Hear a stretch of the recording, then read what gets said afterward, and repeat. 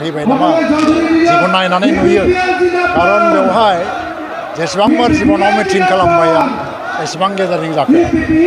बेनिफ्रायनो दिन्थि खैराबारि ओनसोलाव UPPL हान्जाया मानसिफोरनि गेजेराव बिराद जनप्रिय जादों आरो UPPL खौ फोथायनाय लाबोदों बिनि थाखाय प्रमद बर'नि जि काउन्सिल सरकार BJP GSP लानानै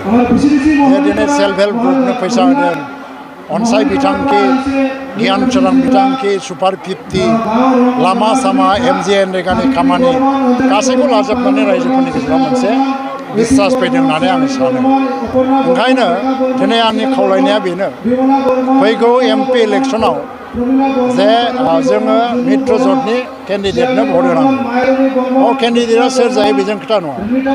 दिल्लीयाव जोंहा नरेन्द्र मदिखौ प्रधानमन्त्री बानायनांगौ NDA सरकार लाबोनांगौ आरो आसामाव 14टा लकसभा समष्टि दं बेवहाय 12टानिबो बाराखौ मित्र ज'टआ देरहानांगौ दा बे हिसाबै BTC आव मोननै दं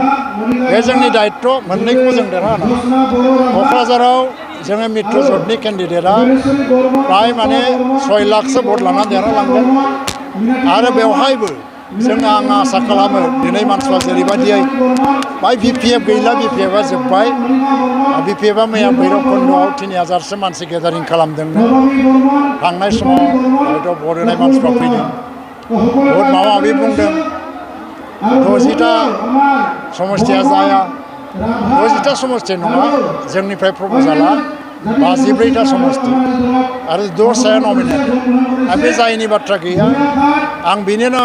WBDनि मन्थ्रि आंनिफ्राय फाइलआ अलरेडि CMनाव थांबाय आरो CMआ बेखौ भारत सरकारनो बिबेचनानि थाखाय हरबाय आरो बे कनसेप्टआ दिनै बानायब्रबनाय नङा एकर्ड समावनो बेखौ एग्रि जाखालायनानैसो बे प्रप'जालखौ लाबोदों जेला भारत सरकारबो मानियैनि खोथा गैया बे जागोन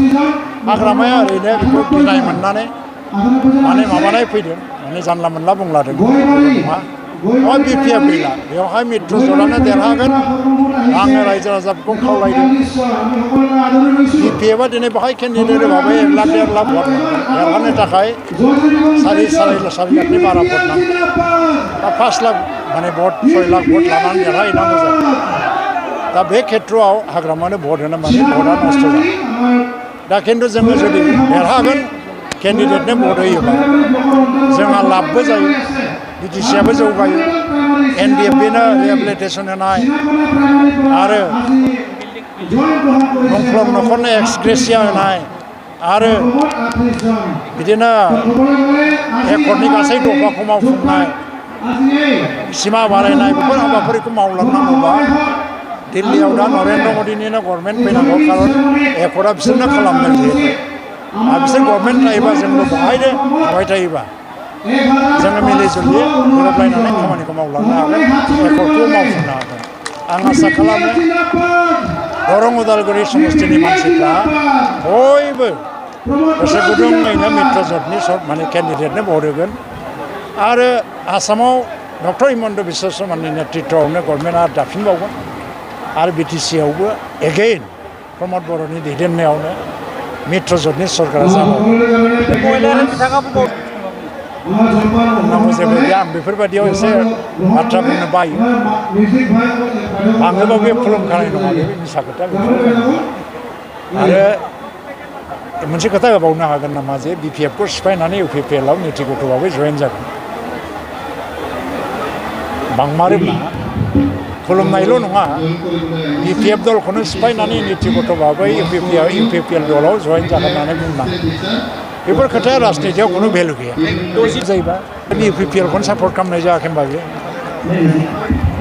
60टा जायोबा बड'लेण्ड जागोननियाथ' UPPLखौनो सापर्ट खालामबाय बे थारमाने हाग्रामाया गाव गैला बेखौ मिथिदों आरो